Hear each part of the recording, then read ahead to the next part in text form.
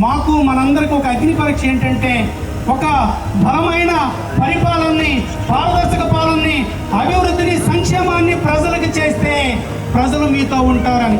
ఏం చేశామో కూడా చెబుతాం. ఈ గోపాలపురం నియోజకవర్గంలో అన్నదాత సుఖీభావ కానీ, తల్లికి వందనం కానీ, పెన్షన్లు కానీ, ఆటో డ్రైవర్లకు కానీ, అదేవిధంగా మనకి సీఎంఆర్ఎఫ్ కానీ మనం ఇప్పటి వరకు ఇచ్చింది ఎంత అంటే 587 కోట్లు. 1,11,127 మందికి 587 కోట్లు ఇచ్చాం. అది సంక్షేమం. అభివృద్ధి ఏం చేసాం?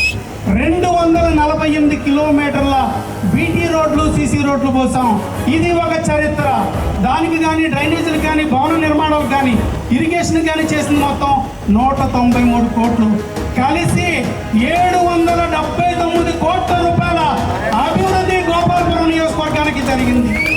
అదేవిధంగా రైతులకి 2.5 లక్షల మెట్రిక్ టన్నుల ధాన్యాన్ని సేకరించిన 24 గంటల్లోనే 553 కోట్ల రూపాయలు రైతుల అకౌంట్లో నేరుగా వేశాం.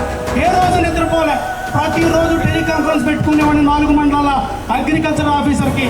కోత కోసింది ఎంత, కుప్ప నూర్చింది ఎంత, ధాన్యం దస్తాలోకి ఎత్తింది ఎంత, వర్షం ఎలాగుంది నిత్యం పర్యవేక్షించుకుంటూ రైతుల కంట కన్నీరు పెట్టకూడదని ధాన్యం పండించిన రైతుల కోసం శ్రమించి 2.5 లక్షల మెట్రిక్ టన్నుల ధాన్యాన్ని ఏ బస్తా వర్షానికి తడవకుండా, బస్తా పట్టిన తర్వాత గంట కూడా లేట్ చేయకుండా ధాన్యాన్ని మిల్లులకు తరలించి తరలించిన 24 గంటల్లోపే 553 కోట్లు.